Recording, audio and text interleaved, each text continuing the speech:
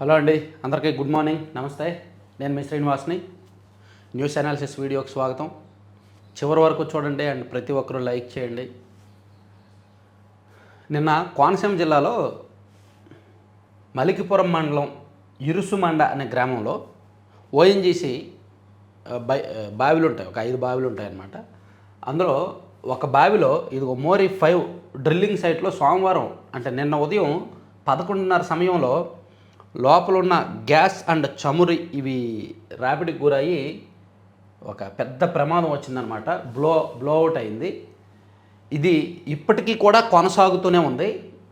ఆ గ్రామంలో ప్రజలందరినీ కూడా ఖాళీ చేయించారు. ఆ చుట్టుపక్కల గ్రామాలను కూడా ఖాళీ చేయిస్తున్నారు.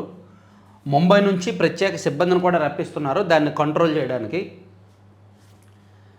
ఇరుసుమండలోని మోరీ 5లో ఓఎన్జీసీ డ్రిల్లింగ్ సైట్లోని బావిలో ఎగసిపడుతున్న మంటలు.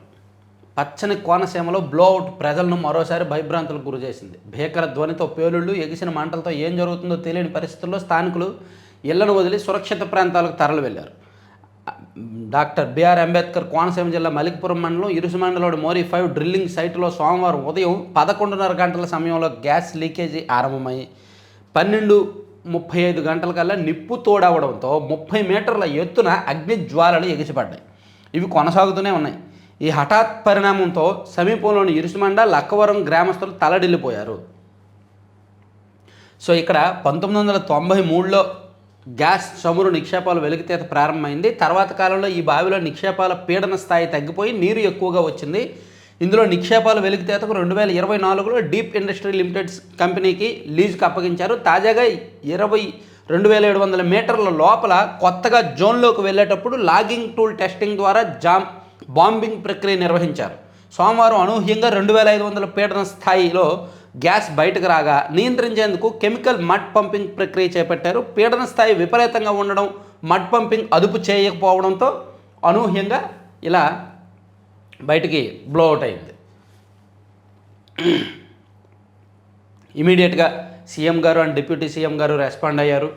ప్రమాదం మీద ఆరా తీశారు. నిపుణుల్ని రప్పించండి, ఎక్కడ దేశం మొత్తం మీద ఎక్కడుంటే వాళ్ళని రప్పించి దాన్ని కంట్రోల్ చేయండి అని చెప్పారు.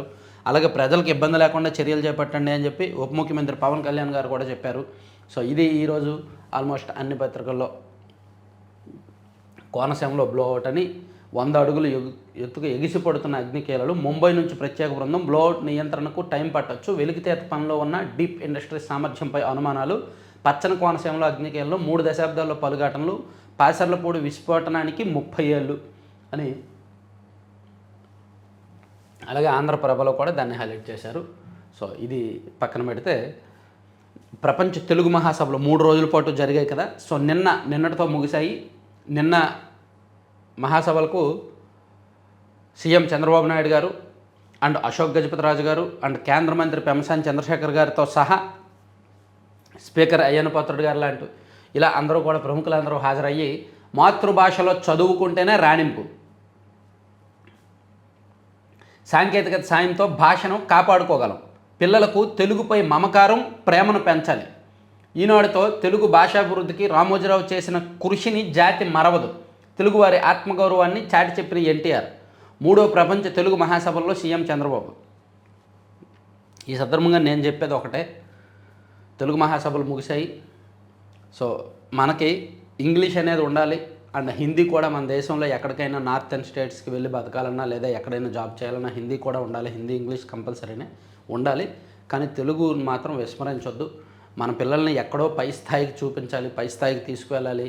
ఇతర రాష్ట్రాల్లో పెద్ద పెద్ద స్థాయిలో ఉద్యోగాలు చేయాలి అనుకోవడం తప్పులేదు, కానీ మన మాతృభాషను కూడా చిన్నప్పటి నుంచి దాన్ని కిల్ చేయొద్దండి. ఎందుకంటే కొంతమంది పిల్లలకి ఇంటర్మీడియట్ లేదా డిగ్రీ చదువుతున్న వాళ్ళకి తెలుగు పుస్తకం చదవడం రాదు. ఎందుకంటే చిన్నప్పటి నుంచి వాళ్ళకి హిందీ అండ్ ఇంగ్లీష్ మీడియంలో బోధన ఉంటుంది. సో మాట్లాడేదేమో ఇంగ్లీష్లోనే మాట్లాడతారు స్కూల్లో. ఇంట్లోకి వచ్చేది మాట్లాడేది ఏమి ఉండదు. తెలుగు సబ్జెక్ట్గా ఉంటే వస్తుంది. తెలుగు సబ్జెక్ట్గా ఎంతమంది తీసుకుంటున్నారు చెప్పండి. సో అది మైనస్ అవుతుంది. కాబట్టి ఏ లాంగ్వేజెస్లో స్కూల్స్లో ఏ లాంగ్వేజ్లో బోధన జరిగినా తెలుగు అక్కడ సబ్జెక్ట్గా లేకపోయినా అట్లీస్ట్ ఇంట్లో అయినా సరే దాన్ని మర్చిపోవద్దు. 16 అణాల తెలుగుకు 16 సూత్రాలతో పట్టం మాజీ ఉపరాష్ట్రపతి వెంకయ్య నాయుడు ప్రతిపాదన. ఎస్.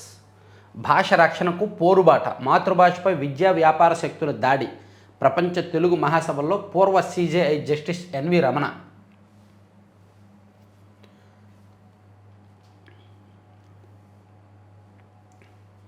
సో ఇది తెలుగు మహాసభలు ముగిశాయి. ఇక సుప్రీంకోర్టు ఒక ప్రతిపాదన చేసిందండి. మన 2 రాష్ట్రాల మధ్య ఉన్న జల వివాదాలను పరిష్కరించడానికి మధ్యవర్తిత్వం వహిస్తాం అవసరమైతే. సో ఇద్దరు కూర్చొని మాట్లాడుకోండి అని విచారణార్హతే సమస్య. పోలవరం నల్లమల సాగర్పై తెలంగాణ దాఖలు చేసిన రిట్ పిటిషన్పై సుప్రీంకోర్టు వ్యాఖ్య. సివిల్ సూట్ వేసుకోవాలని ఆ రాష్ట్రానికి సూచన. తదుపరి విచారణ 12వ తేదీకి వాయిదా. ఇరు రాష్ట్రాలు మధ్యవర్తిత్వాన్ని పరిశీలించాలని సిజేఐ. సో 2 రాష్ట్రాలు కలిసి కూర్చొని మాట్లాడుకోవచ్చు కదా, మధ్యవర్తిత్వం పరిశీలించండి అని చెప్పి సుప్రీంకోర్టు ఒక సూచన చేసింది. ఇక సీఎం గారు కలిసి ఎదుగుదాం, తెలుగు రాష్ట్రాల మధ్య విద్వేషాలొద్దు, గోదావరి నీటిని తెలంగాణ వాడుకున్న అభ్యంతరం లేదు. ముఖ్యమంత్రి చంద్రబాబు 2 తెలుగు రాష్ట్రాలు కలిసి సాగాలని, ఒకరినొకరు సహకరించుకుందామని, ఎలాంటి విద్వేషాలు లేకుండా కలిసి నడుద్దామని, ప్రపంచంలోనే అత్యున్నత జాతి స్థాయికి ఎదుగుదామని ముఖ్యమంత్రి చంద్రబాబు పిలుపునిచ్చారు. గుంటూరులో ప్రపంచ తెలుగు మహాసభల ముగింపు సందర్భంగా ఆయన ఆ సభలో మాట్లాడుతూ, మదరాశి నుంచి తెలుగు జాతిగా గుర్తింపు తెచ్చుకున్నప్పటి నుంచి ప్రపంచంలోని తెలుగువారు ఎంత గొప్పగా ఎలా ఎదిగారో అని మొత్తం మనం చూస్తున్నాము. సో ఇప్పుడు నీళ్ళ గురించి దాని గురించి గొడవలు వద్దు, గోదావరి నీటిని అవసరమైతే మీరు ఎగువన ఉన్నారు కాబట్టి మీరు వాడుకోండి, మాకేం అభ్యంతరం లేదు, మా నీటిని మేము వాడుకుంటాము అని సూచనప్రాయంగా పెద్దరికంతో ఆయన మాట్లాడారు. సో రేవంత్ రెడ్డి గారు పెట్టిన మంట ఇంకా అయితే చల్లారలేదు. ఇంకా వైసీపీ వాళ్ళు సాక్షిలోనూ దాన్ని హైలైట్ చేస్తూనే ఉన్నారు. అయితే చంద్రబాబు గారు అయితే దాని మీద రెస్పాండ్ అవ్వలేదు. మేబీ ఈరోజు రేపో దాని మీద ఇంకొంచెం డీప్గా రెస్పాండ్ అవుతారు, అసలు రేవంత్ రెడ్డి గారు చెప్పిన అంశం మీద ఏంటనేది. ఇక విద్యార్థులతో ఓపెన్ హౌస్ నిర్వహించాలి, విద్యా విధానాన్ని పూర్తిగా ప్రక్షాళన చేయాలి. వైస్ ఛాన్సలర్ల సమావేశంలో మంత్రి లోకేష్. వైస్ ఛాన్సలర్లు ప్రతి వారం కొన్ని గంటలైన విద్యార్థులతో నేరుగా మాట్లాడే ఓపెన్ హౌస్ కార్యక్రమం నిర్వహించాలని విద్యా ఐటీ శాఖల మంత్రి నారా లోకేష్ కోరారు. విద్యార్థుల అనుభవాలను పట్టించుకొని వర్సిటీ ఎంత ప్రతిష్టాత్మకమైనదైనా సమయానుకూలత కోల్పోతే ప్రమాదమని పేర్కొన్నారు. విజయవాడలో సోమవారం నిర్వహించిన వైస్ ఛాన్సలర్ సమావేశంలో ఆయన ప్రసంగించారు.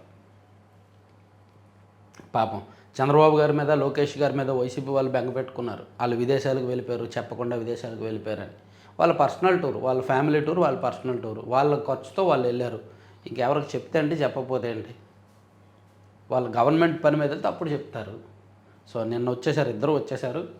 ఇక ప్రభుత్వ వర్సిటీల ర్యాంకులు మెరుగుపరుచుకోవాలి, విద్యార్థులు సృజనాత్మకంగా ఆలోచించే బోధన ఉండాలి. వైస్ ఛాన్సలర్ సమావేశంలో గవర్నర్ అబ్దుల్ నజీర్. అమెరికాలో రోడ్డు ప్రమాదం, పాలకొల్లు దంపతుల దుర్మరణం. కుమారుడు కుమార్తెకు తీవ్ర గాయాలు, స్వదేశం వచ్చి తిరిగి వెళ్తుండగా దుర్ఘటన. పశ్చిమ గోదావరి జిల్లా పాలకొల్లుకు చెందిన కొట్టుకులపూడి కృష్ణకిషోర్, ఆశా దంపతులు అమెరికాలో జరిగిన రోడ్డు ప్రమాదంలో మృతి చెందారు. ఢిల్లీ అల్లర్ల కేసు నిందితులు ఉమర్, షర్జీలకు బెయిల్ నిరాకరణ. నేరారోపణలకు ప్రాథమిక ఆధారాలున్న తీర్పులో సుప్రీంకోర్టు వెల్లడి. 5గురికి షరతులతో బెయిల్. దేశ రాజధాని ఢిల్లీ అల్లర్లకు సంబంధించి కుట్ర పన్నారనేందుకు ప్రాథమిక ఆధారాలు ఉన్నాయని పేర్కొంటూ జవహర్లాల్ నెహ్రూ యూనివర్సిటీ మాజీ విద్యార్థి నాయకుడు ఉమర్ ఖాలిద్, మరో విద్యార్థి నేత షర్జీల్ ఇమాంలకు బెయిల్ ఇచ్చేందుకు సుప్రీంకోర్టు సోమవారం నిరాకరించింది. వారి పిటిషన్లు తోసిపుచ్చింది. ఇదే కేసులో మరో 5గురు నిందితులు, వాళ్ళకు మాత్రం బెయిల్ మంజూరు చేసింది. వీరందరూ 5 ఏళ్లుగా జైల్లోనే ఉన్నారన్నారు. అల్లర్ల వెనుక భారీ కుట్రలతో ఉమర్ ఖాలిద్, షర్జీల్ ఇమాముల పాత్ర అత్యంత కీలకం కాబట్టి వాళ్ళకు బెయిల్ ఇవ్వము అని చెప్పి సుప్రీంకోర్టు చెప్పింది.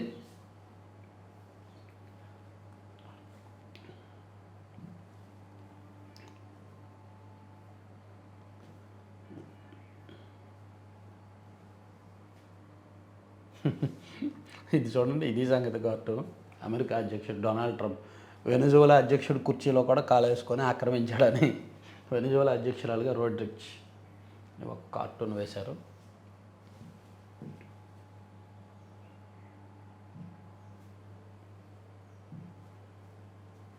సో తెలుగు కోసం 2 పేజీలు కేటాయించిందండి ఈనాడు తెలుగు మహాసభలకు. సో 16 అణాలు తెలుగుకు 16 సూత్రాలతో పట్టమని మాజీ ఉపరాష్ట్రపతి వెంకయ్యనాయుడు ప్రతిపాదించిన అంశాన్ని కీలకం చేశారు. అండ్ భాష రక్షణకు పోరుబాటని జస్టిస్ ఎన్వి రమణ గారు. వీళ్ళిద్దరూ నిజంగా తెలుగు అద్భుతంగా మాట్లాడతారు. వెంకయ్యనాయుడు గారి తెలుగు నేను చాలాసార్లు చెప్పాను, ఆయన తెలుగు ప్రసంగాలు వినండి, ప్రయాసలతో అసలు వినాలనిపిస్తుంది. తెలుగు ఇంత తీయగా ఉంటుందా, ఇంత బాగుంటుందా అనిపిస్తుంది వెంకయ్యనాయుడు గారి స్పీచ్ వింటే. అండ్ ఎన్వి రమణ గారు కూడా స్పష్టంగా మాట్లాడతారు తెలుగు పదాలని. మది నిండుగా మన పండుగ. సో 2 పేజీల్లో మొత్తం తెలుగు గురించే రాశారు, తెలుగు మహాసభల గురించి. కోనసీమ గుండెపై నిప్పుల కొలిమి అని 2014లో గెయిల్లో ఒకటి జరిగింది, 22 మంది చనిపోయారని చెప్పి, అప్పుడు జరిగిన తరచూ జరుగుతున్నాయని చెప్పి అలర్ట్గా ఒకటి రాశారు. తర్వాత అథ్లెట్ జ్యోతి ఎర్రాజీకి 30 లక్షల సాయం, ప్రభుత్వం అండగా ఉంటుందని మంత్రి లోకేష్ హామీ. రైతు వ్యాపారిగా మారితేనే ఆదాయం, మాజీ ఉపరాష్ట్రపతి వెంకయ్యనాయుడు రైతు నేస్తం ఫౌండేషన్ 10వ వార్షికోత్సవం. ఎర్రబస్సు కూడా రాని భోగాపురానికి ఎయిర్ బస్సు అవసరమా అన్న జగన్ రెడ్డి, మంత్రులు అచ్చెన్నాయుడు, బీసీ జనార్దన్ రెడ్డి ధ్వజం. పాపం వైసీపీకి అదే సమస్య అండి. భోగాపురం ఎయిర్పోర్టు విషయంలో వైసీపీ జగన్మోహన్ రెడ్డి గారు కూడా చేయాల్సింది చేశారు, కానీ అంతకుముందు 2019కి ముందు ఆయన మాట్లాడిన మాటలే వైసీపీకి శాపంగా మారాయి. ఈ భోగాపురం ఎయిర్పోర్ట్ అవసరమా, ఎర్ర బస్సు కూడా రాని చిన్న ఊరు, పక్కనే వైజాగ్ ఎయిర్పోర్ట్ ఉంది కదా 25 కిలోమీటర్లో, మళ్ళీ ఇక్కడ ఎయిర్పోర్ట్ ఎందుకు, మేము వస్తే అడ్డుకుంటాం, మేము కట్టం అని చెప్పి ఆయన చెప్పారు. అవి ఇప్పుడు బయటకు వస్తున్నాయి. ఇక నైతికత లేని పార్టీ భరాస, నాది ఆస్తి పంచాయతీ కాదు ఆత్మగౌరవ పోరాటం. తెలంగాణ శాసనమండలిలో కవిత భావోద్వేగ ప్రసంగం. కోర్టుతో ఘర్షణ పెట్టుకోవాలని భావిస్తున్నారా, మిమ్మల్ని ఎలా డీల్ చేయాలో మాకు తెలుసు. కేజీవీబీ టీచర్ల పోస్టింగ్పై విచారణలో విద్యాశాఖ అధికారులపై హైకోర్టు ఘాటు వ్యాఖ్యలు. ఎస్ఎస్ఏ పీడీపై సుమోటోగా కోర్టు ధిక్కరణ కేసు. ఈ ప్రభుత్వంలో అధికారులు న్యాయస్థానంతో ఘర్షణ పెట్టుకోవాలని భావిస్తున్నారా, అదే మీ ఆలోచన అయితే మిమ్మల్ని ఎలా డీల్ చేయాలో మాకు బాగా తెలుసు అని హైకోర్టు ఘాటుగా వ్యాఖ్యానించింది. కోర్టు ఉత్తర్వుల అమల్లో విద్యాశాఖ అధికారులు నిర్లక్ష్యంగా వ్యవహరిస్తున్నారని, కోర్టు ఆదేశాలకు కనీస మర్యాద ఇవ్వడం లేదని ఆగ్రహించింది.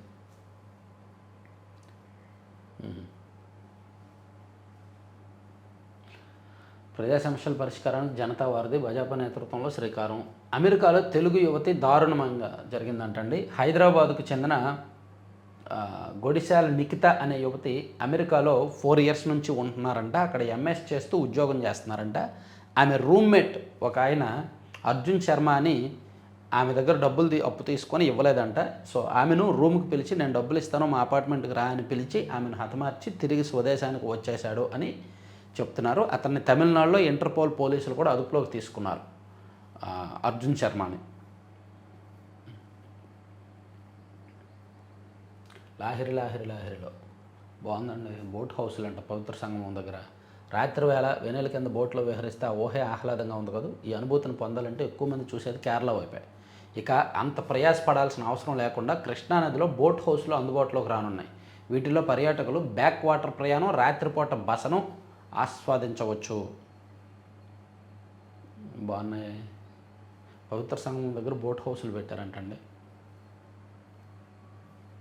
పోలీస్ స్టేషన్ ఎదుటే నరికేశారు, వివాహేతర సంబంధమే కారణం. శ్రీ సత్యసాయి జిల్లా తనకలలో ఘటన. సో ఇవి ఈనాడులో వచ్చిన అంశాలు. మనం సాక్షికి వెళ్దాం. సాక్షిలో యాజ్ యూజువల్ ఆ కృష్ణా జలాలకు సంబంధించి రేవంత్ రెడ్డి గారు మాట్లాడింది ఇంకో 4 రోజులు అదే రాస్తారు. వాళ్ళకు దొరికింది, ఆయన చెప్పింది ఒక అబద్ధం, రేవంత్ రెడ్డి గారు చెప్పింది, వీళ్ళకి అవకాశం దొరికింది, ఇంకా రాసుకుంటున్నారు. ఎన్జిటి ఏం చెప్పింది, సుప్రీంకోర్టు ఏం చెప్పింది, అవేమీ పట్టించుకోక్కర్లే. సో సేమ ఎత్తిపోతలకు చంద్రగ్రహణం ఇదిగో సాక్ష్యం. ఈ ఏసీ కోరిన సమాచారాన్ని ఉద్దేశపూర్వకంగానే ఇవ్వని బాబు సర్కార్. పర్యావరణ అనుమతిపై 2024 నవంబర్ 5, 2025 జనవరి 1న సమావేశాలు నిర్వహించిన కేంద్ర అటవీ పర్యావరణ శాఖ ఈఏసీ.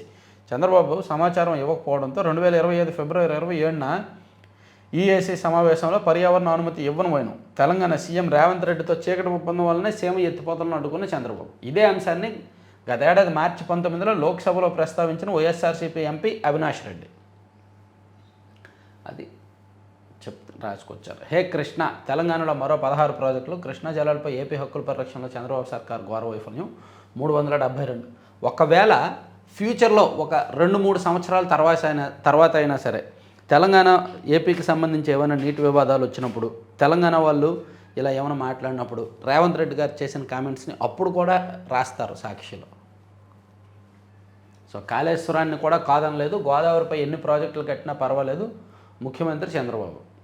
సో ఆయన చెప్పింది ఏంటి, 2 రాష్ట్రాల మధ్య జల వివాదాలు వద్దు, సామరస్యంగా పరిష్కరించుకుందాం అని చెప్పి పెద్దరికంతో ఆయన మాటలు చెప్తే దానిలో కూడా ఏకపక్షంగా వక్రీకరించి రాశారు. చూసారా, కాళేశ్వరాన్ని కాదనలేదు, గోదావరిపై ఎన్ని ప్రాజెక్టులు కట్టినా పర్వాలేదు ముఖ్యమంత్రి చంద్రబాబు అని చెప్పి అది రాశారు.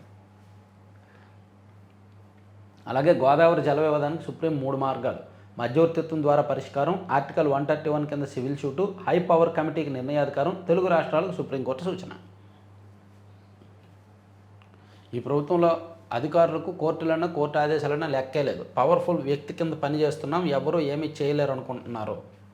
అదే ఇందాక చెప్పుకున్నాం కదా, విద్యాశాఖ అధికారుల మీద హైకోర్టు కామెంట్స్ అవి. రాష్ట్రాన్ని అరాచక రాజ్యంగా మార్చారు. మీ గురించి మీరు చెప్పుకుంటున్నారా? 2019, 2024 గురించి చెప్పారేంటి? ప్రజాస్వామ్యాన్ని చంద్రబాబు దారుణంగా కూనీ చేసి ఎన్నికలను బలప్రదర్శన వేదికగా మార్చారు. ఎక్స్లో మాజీ సీఎం వైఎస్ఆర్సీపీ అధ్యక్షుడు వైఎస్ జగన్ ధ్వజం. కిడ్నాప్, దాడులు, ఆగడాలు, ఎంపీపీ ఉప ఎన్నికల్లో ప్రజాస్వామ్యం కూని. నిజానికి ఉదయగిరిలో జరిగింది వేరు, వీళ్ళ మీడియా ఫోకస్ చేస్తున్నది వేరు.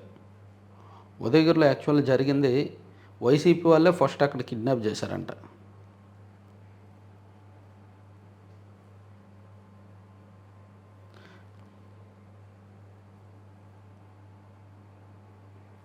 రెండు రోజుల కిందట తెలుగుదేశం పార్టీ ఎంపీటీసీలను ఇద్దరిని వైసీపీ వాళ్ళు కిడ్నాప్ చేశారు. వాళ్ళని టీడీపీ వాళ్ళు మళ్ళీ తీసుకొచ్చారు. సో అదంతా డ్రామా జరిగింది.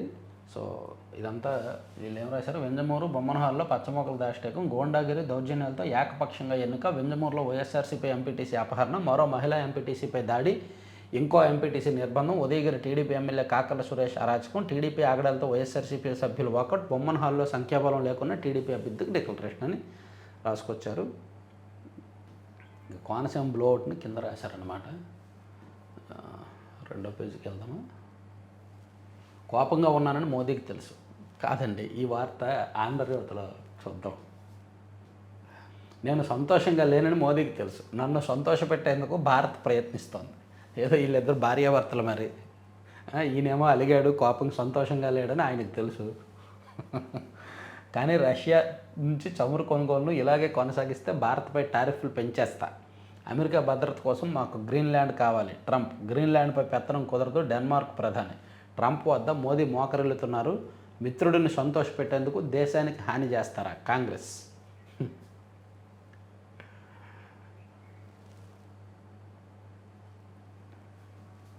సో ట్రంప్ మాట్లాడిన అంశాలు కూడా అన్ని పత్రికల్లో హైలైట్ చేశారు. అదే ఎస్ఐఆర్కు వ్యతిరేకంగా కోర్టుకు వెళ్తా. ఆల్రెడీ బీహార్ వాళ్ళు కోర్టుకు వెళ్ళారు, 4 కలుసుకొని వచ్చారు, చేతులు కాల్చుకున్నారు. కాంగ్రెస్ వాళ్ళు కోర్టుకు వెళ్ళారు, వాళ్ళకు కూడా సుప్రీంకోర్టు ఎస్ఐఆర్కు అనుకూలంగానే ఉంది. సో మీరు కోర్టుకు వెళ్ళినా యూజ్ ఉండదు. ఎనివే వెళ్తా అన్నారుగా. పశ్చిమ బెంగాల్లో చేపట్టిన ఓటర్ జాబితా స్పెషల్ ఇంటెన్సివ్ రివిజన్ ప్రక్రియను సవాల్ చేస్తూ కోర్టుకు వెళ్తామని మమతా ప్రకటించారు. పాపం ఎన్ని 58 లక్షల ఓట్లు తీసేస్తే ఊరుకోలేరు కదా, అందుకని. ఇక ఖలీద్ ఇమాంలకు నోబెల్. నేను వెనిజులా అధ్యక్షుడిని ఇంట్లో ఉండగా బంధించి తెచ్చారు, ఏ తప్పు చేయలేదు అని మధురో మన్హట్టన్ కోర్టులో చెప్పుకున్నారు. నెక్స్ట్ పేజీలో చూద్దాం.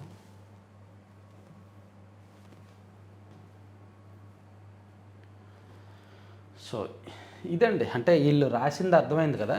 సాక్షిలో రాసింది 2024 నవంబర్లో ఒకసారి, 2025 జనవరి 5న ఒకసారి ఈఏసీ సమావేశం జరుగుతున్నప్పుడు మన ఆంధ్రప్రదేశ్ నుంచి పంపించాల్సిన లేఖను సమాచారాన్ని పంపించలేదు, అందుకని పర్యావరణ అనుమతులు రాలేదు. సో దీనికి కారణం తెలంగాణ రేవంత్ రెడ్డితో జరిగిన చీకటి ఒప్పందమే అనేది సాక్షి వాళ్ళు హైలైట్ చేస్తూ వచ్చారు. తర్వాత గోదావరి జల వివాదానికి సుప్రీం కాళేశ్వరాన్ని కాదనలేదు. ఇవన్నీ ఫస్ట్ పేజీ, సెకండ్ పేజీలో ఇలా రాసుకొచ్చారు.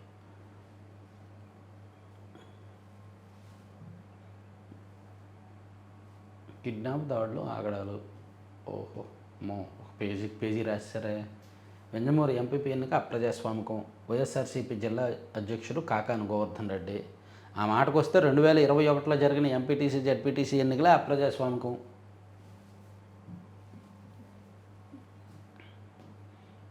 కూర్చొని మాట్లాడుకోండి, గోదావరి వివాదాన్ని మధ్యవర్తిత్వంతో పరిష్కరించుకోండి. తెలంగాణ, ఆంధ్రప్రదేశ్కు సుప్రీంకోర్టు సూచనలు. పరిష్కారానికి 3 ప్రత్యామ్నాయాలు. హైపవర్ కమిటీకి నివేదిక వచ్చేదాకా వీటిపై దృష్టి పెట్టండి. రిట్ పిటిషన్ కాదు, సివిల్ దావా వేయండి. ఉభయులు మాట్లాడుకొని పరిష్కరించుకోండి. కమిటీ ముందు అభ్యంతరాలు చెప్పుకోండి. ఆ ప్రాజెక్టును ఆపే నిర్ణయాధికారాన్ని మేము ఆ కమిటీకే ఇచ్చే అవకాశం ఉంది. సో ఒక కమిటీని వేసి ఆ కమిటీ ముందు మీ 2 రాష్ట్రాలు వాదనలు వినిపించండి.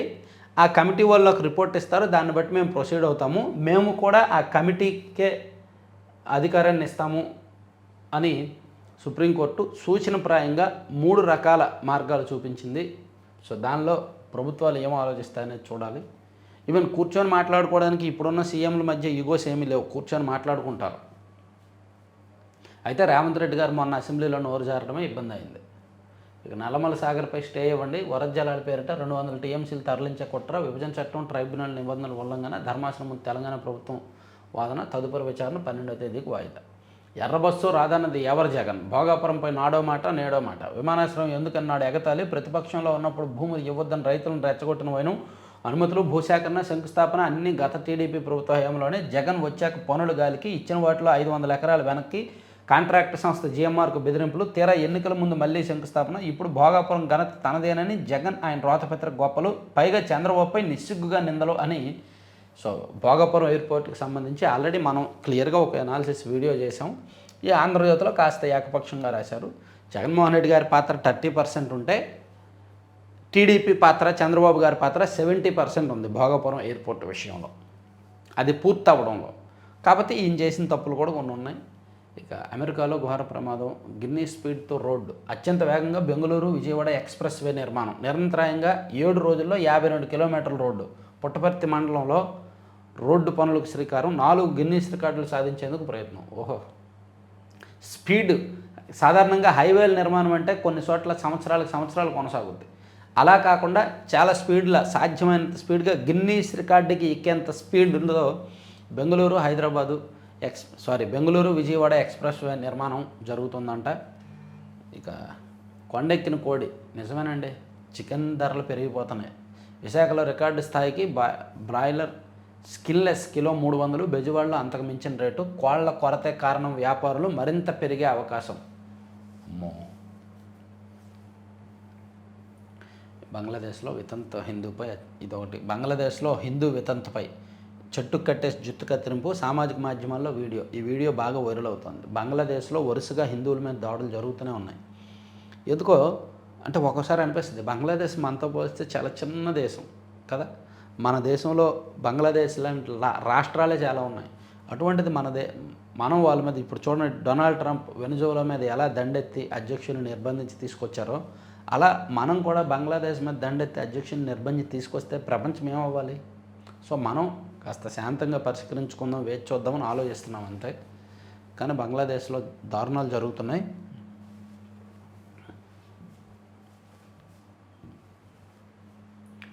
నేను సంతోషంగా లేనని మోదీకి తెలుసు. భార్యాభర్తలు పెట్రో డాలర్ను ఎదిరించినందుకే వెనిజులా అధ్యక్షుడికి అమెరికా శిక్ష.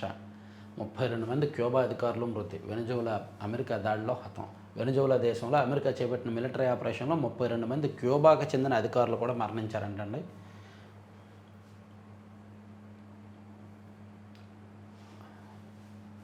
తగ్గిన యూరియా ఉత్పత్తి, రెట్టింపైన దిగుమతి. దేశీయంగా ఉత్పత్తి తగ్గడంతో ప్రస్తుత ఆర్థిక సంవత్సరం తొలి 8 నెలల్లో విదేశాల నుంచి యూరియా దిగుమతులు రెట్టింపు పెరిగాయి. అయితే డిమాండ్ ఎక్కువ అవుద్ది, రేట్లు పెరుగుతాయేమో. కుమార్తెపై రేపు, నిందితుడికి ఉరి.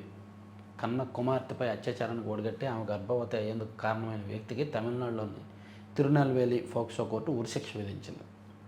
తప్పులేదు.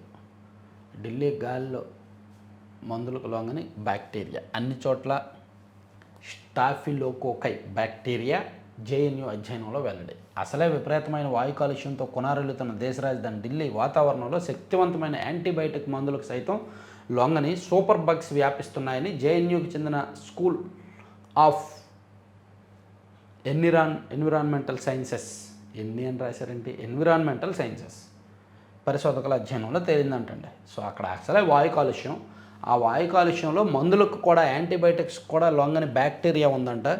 సో అందుకు జాగ్రత్తగా ఉండాలి. అమరావతిని దేశంలో క్యాపిటల్ చేసేయండి, సెకండ్ క్యాపిటల్ చేసేయండి, బాగుంటుందిగా. ఇప్పుడు ఢిల్లీ క్యాపిటల్ అయింది, దశాబ్దాల నుంచి ఢిల్లీనే ఉంది కదా. సో ఇక వాయు కాలుష్యం పెరిగిపోతుంది, జనసాంద్రత పెరిగిపోయింది. కాబట్టి సదరన్ స్టేట్స్లో కూడా ఒక సెకండ్ క్యాపిటల్ ఉంటే బాగుంటుందిగా. యాక్చువల్లీ హైదరాబాద్ని దేశానికి 2వ రాజధాని చేస్తారనే ప్రపోజల్ ఆ మధ్య వచ్చింది 10 ఏళ్ల కిందట, ఇప్పుడు రాష్ట్ర విభజన టైంలో. సో ఇప్పుడు వీలైతే అమరావతిని దేశానికి సెకండ్ రాజధాని చేసేయండి, చేసి అమరావతి కేంద్రమే పూర్తిగా అడాప్ట్ చేసుకొని నిధులు ఇవ్వండి, అభివృద్ధి చేయండి, బాగానే ఉంటుందిగా.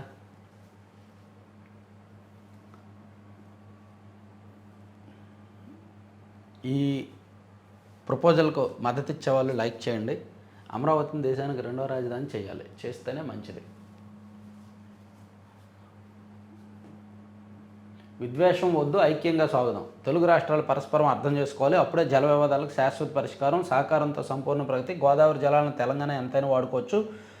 40 ఏళ్లలో 3000 టీఎంసీలు వృధా అయ్యాయి, అందుకే కాళేశ్వరానికి అభ్యంతరం చెప్పలేదు. ఇదిగోండి, వృధా జలాలు ఎక్కువ అవుతున్నాయి కాబట్టే మీరు కాళేశ్వరం ప్రాజెక్ట్ కట్టుకుంటున్నా, నేను అభ్యంతరం పెట్టలేదు. సో కానీ మేము ఇక్కడ బనకచెర్ల కడతామంటే మీరు అభ్యంతరం చెప్తున్నారు. సో ఇదంతా కూడా కూర్చొని మాట్లాడదాం, ఐక్యంగా సాగుదామని చెప్పి చంద్రబాబు గారు పెద్దరికంతో చెప్తే దాన్ని సాక్షిలో అలా వక్రీకరించి రాశారు.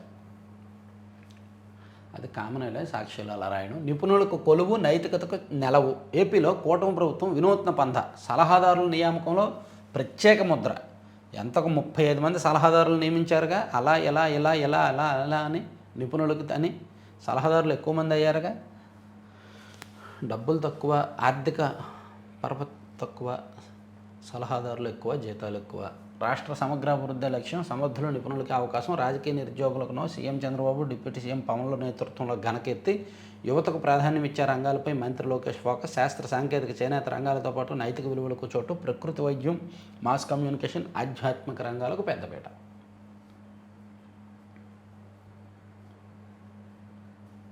విశాఖలో గ్లోబల్ వాటర్ ఫ్రంట్.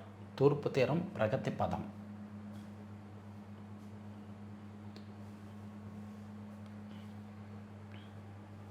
నేను సంతోషంగా లేను. Trump okay. బంగ్లాదేశ్లో మరోది. పీఓకేని భారత్లో కలపాలి. Britain MP Bob Blackman demand. 1992లో కాశ్మీరీ పండిట్లను బహిష్కరించినప్పుడే ఈ డిమాండ్ చేశా. బాగుంది. 12న ఇస్రో మరో ప్రయోగం. EOS-N1 ఉపగ్రహాన్ని కక్షలోకి పంపనున్న ఇస్రో. సో ఇది మొత్తం మీద రాష్ట్ర, జాతీయ, అంతర్జాతీయ అంశాలను కూడా 4 పత్రికల్లో ఉన్న అంశాలను చెప్పుకున్నాం. సో చివరి వరకు చూసిన ప్రతి ఒక్కరికి ధన్యవాదాలు. మన మ్యాగజైన్ 11వ తేదీ విజయవాడలో మీటప్లో లాంచ్ చేయబోతున్నాం. ఆల్రెడీ మ్యాగజైన్ హోమ్ పేజీ మీరు చూసే ఉంటారు. ఫస్ట్ పేజీ కవర్ పేజీ ఇదిగోండి, మన మ్యాగజైన్ కవర్ పేజీ ఇది.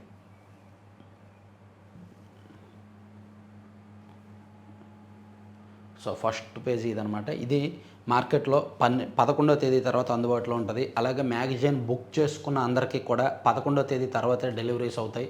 విజయవాడ మీటప్కి రావాలనుకున్న వాళ్ళు, లేదా మ్యాగజైన్ మీకు కావాలి అనుకున్న, మీ ఇంటికి డెలివరీ కావాలి అనుకున్న ఈ నెంబర్కి 9391335993 నెంబర్కి వాట్సాప్లో మెసేజ్ చేయండి.